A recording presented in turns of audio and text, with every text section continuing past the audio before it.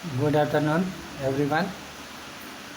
School में हम लोग चैप्टर 1 का कुछ भाग कंप्लीट किए थे, तो हमको लगता है कि संचारण तक हम लोग पढ़े थे।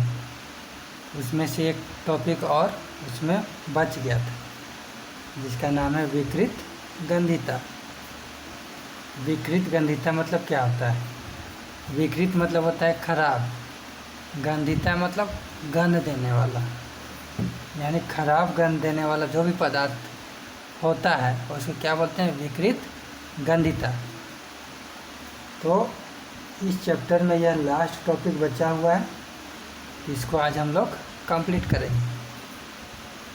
तो सबसे पहले इसका डिफिनेशन जान लेते हैं। लिखेंगे वसा युक्त खाद्य सामग्रियों को जब लंबे समय तक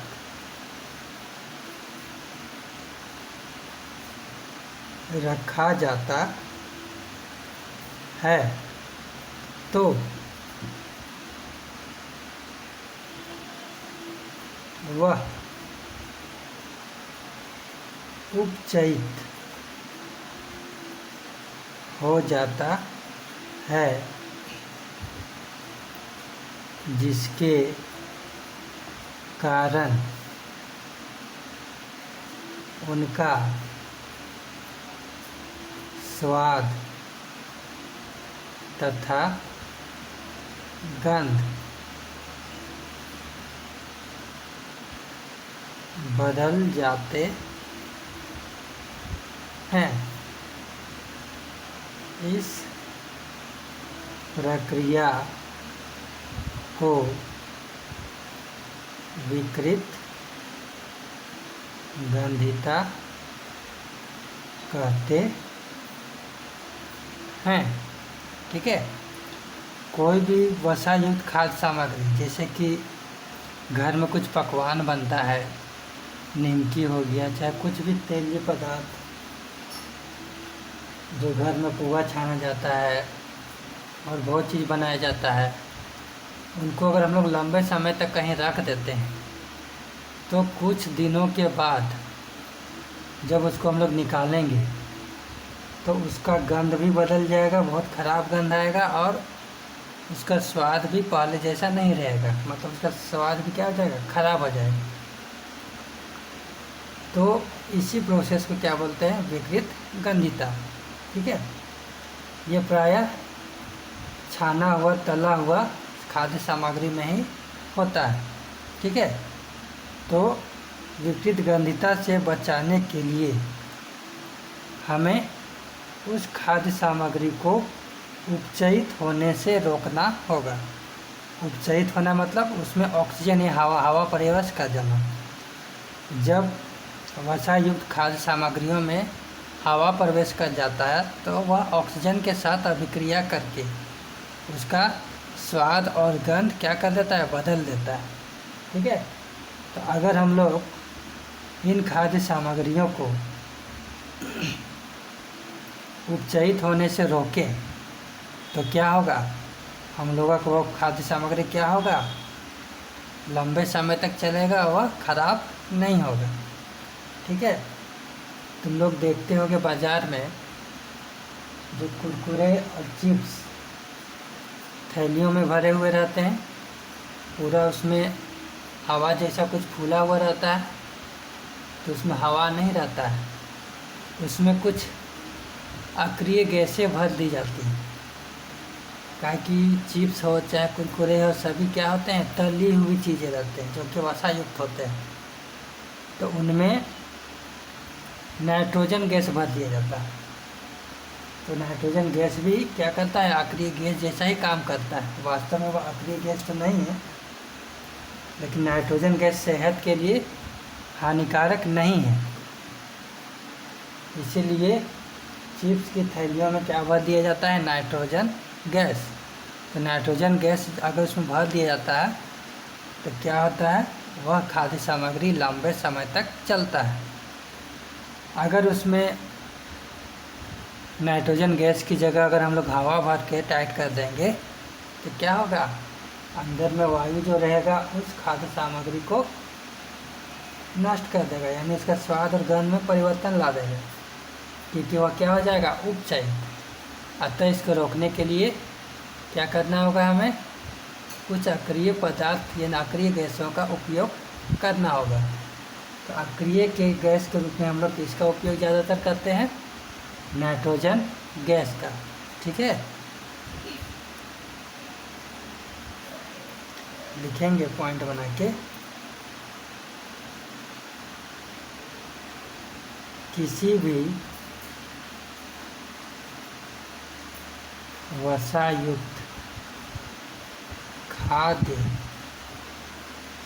सामग्रियों को विकृत गंधिता होने से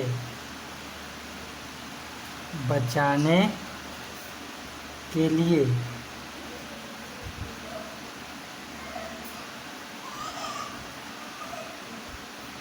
उसे उपचयित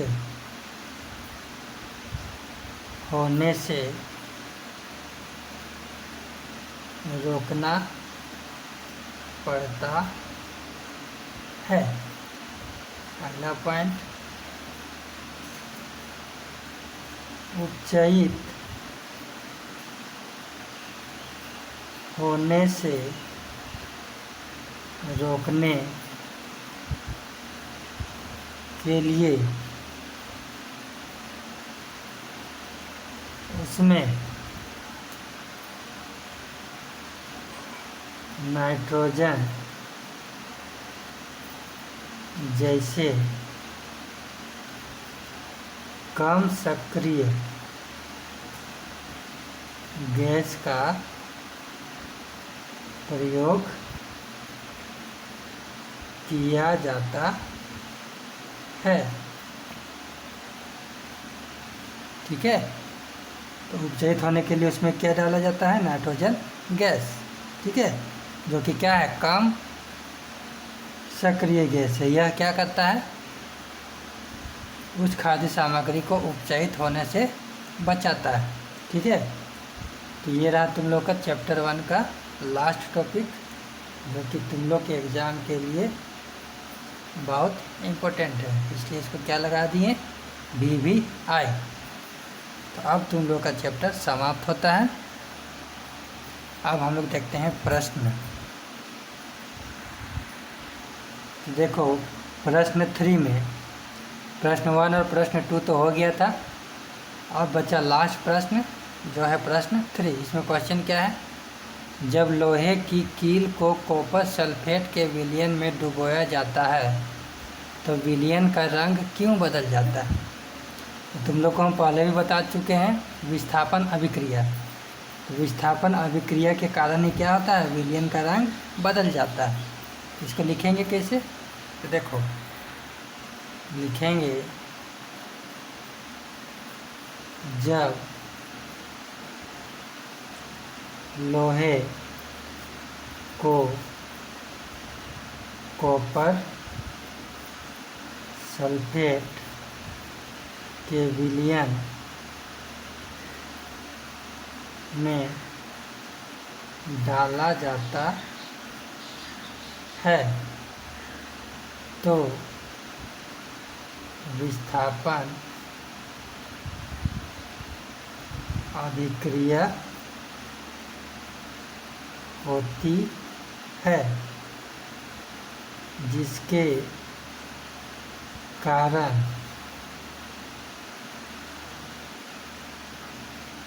लोहा अधिक अभिक्रियाशील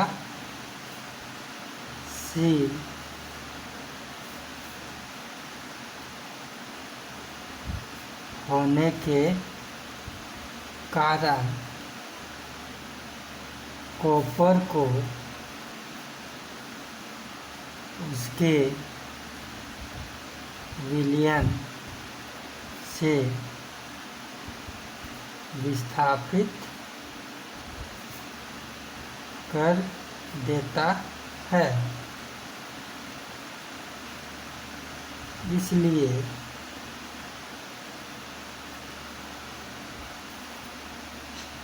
विलयन का रंग बदल जाता है।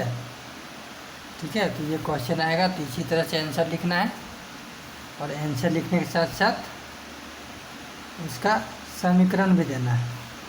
ठीक है, तो लोहा का संकेत क्या होता है? Fe, और कॉपर सल्फेट का सूत्र CuSO4। क्या बनाएगा? FeSO4 प्लस Cu क्या हो जाएगा? अलग हो जाएगा, यानी ये आयरन सल्फेट में चला जाएगा विलयन में, और कॉपर क्या हो जाएगा? बाहर निकल जाएगा।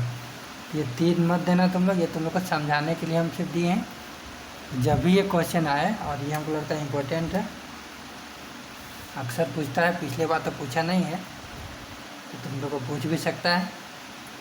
तो जब भी ये क्वेश्चन पूछिए तो ये आंसर लिखना है, और प्लस ये समीकरण भी देना। कहा कि अगर 3 नंबर का क्वेश्चन आएगा तो 2 नंबर इससे रहता है और 1 नंबर समीकरण से रहता है। अगर इसको नहीं दोगे तो 2 नंबर मिलेगा, 1 नंबर नहीं मिलेगा। ठीक है, क्वेश्चन नंबर 1 कंप्लीट।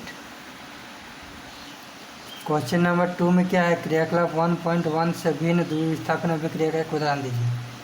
तो तुम लोग को क्या करना है? हम 2 द्विविस्थापन का अभिक्रिया का लिखवाए होंगे 2 उदाहरण, तो कोई एक उदाहरण इसमें लिख देना है, वही तुम्हारा आंसर हो जाएगा। ठीक है, अगला क्वेश्चन है क्वेश्चन नंबर 3। निम्न अभिक्रियाओं में उपचयित तथा अपचयित पदार्थों का पहचान कीजिए। ठीक है, तो इक्वेशन पहले कॉपी में लिख लो। क्वेश्चन नंबर 3 में टोटल 2 क्वेश्चन है, 2 समीकरण दिया हुआ है, वो भी बैलेंस किया हुआ समीकरण है। ठीक है, तो इन दोनों समीकरणों में तुमको पहचानना है कि कौन सा पदार्थ उपचयित हो रहा है और कौन सा अपचयित हो रहा है।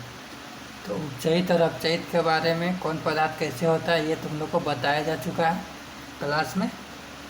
ठीक है, तो सबसे पहले नंबर 1 में देखते हैं।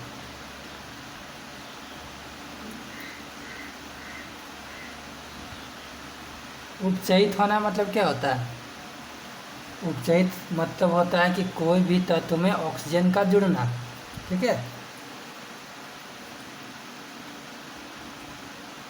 तो पहला जो है समीकरण, इसमें देखो सोडियम में पहले ऑक्सीजन नहीं था, अभिक्रिया के बाद देखो ऑक्सीजन सोडियम के साथ जुड़ गया है। किसमें कौन अपचयित हुआ? सोडियम। किसमें अपचयित हुआ? Na2 में, Na2O में। तो क्या लिखेंगे? सोडियम Na2O में उपचयित होता है। ठीक है, लिखेंगे सोडियम यानी Na, सोडियम से क्या बन गया? सोडियम ऑक्साइड बन गया, तो इसमें बदल गया। सोडियम जो है Na2O में उपचयित होता है। तो ये जो उदाहरण हुआ, यह उपचयन अभिक्रिया का उदाहरण हुआ। अब इसमें देखो सेकेंड वाला, इसमें देखो कॉपर ऑक्साइड, पहले से इसमें ऑक्सीजन जुड़ा हुआ है। जब अभिक्रिया हुआ तो Cu से ऑक्सीजन हट गया, नहीं है ऑक्सीजन, इसका मतलब अपचयन अभिक्रिया हो रहा है। और इसमें देखो H2, हाइड्रोजन में पहले कुछ नहीं था, अभिक्रिया जब हुआ तो क्या हो गया? H2O हो गया, यानी हाइड्रोजन में ऑक्सीजन जुड़ गया। यहाँ दोनों काम एक साथ हो रहा है, उपचयन भी और अपचयन भी। तो यह किस अभिक्रिया का उदाहरण है? रेडॉक्स अभिक्रिया का। ठीक है, तो सबसे पहले क्या अपचयित हो रहा है उसको देखेंगे। तो ये इसको लिखेंगे CuO, किस में अपचयित हो रहा है? Cu में अपचयित होता है तथा CuO से O हट गया, तो जब O की कमी होती है तो क्या होता है? अपचयन अभिक्रिया होता है। इसलिए CuO में किसका उपचयित हुआ? कौन उपचयित हुआ? Cu अपचयित हुआ। और H2 किसमें उपचयित हो गया? H2 में O जुड़ गया, तो H2 जो है H2O में उपचयित हो गया।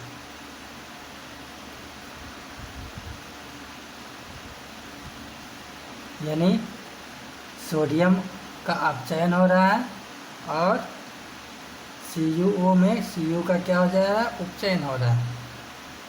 इस तरह 3 का 1 और 2 क्वेश्चन कंप्लीट हो गया और तुम लोग का प्रश्न भी कंप्लीट हो गया। अब अगले क्लास में हम लोग इस चैप्टर का अभ्यास का क्वेश्चन बनाएंगे। ठीक है, तो आज का क्लास यहीं रहने दो, अगले क्लास में हम लोग अभ्यास शुरू करेंगे। ठीक है।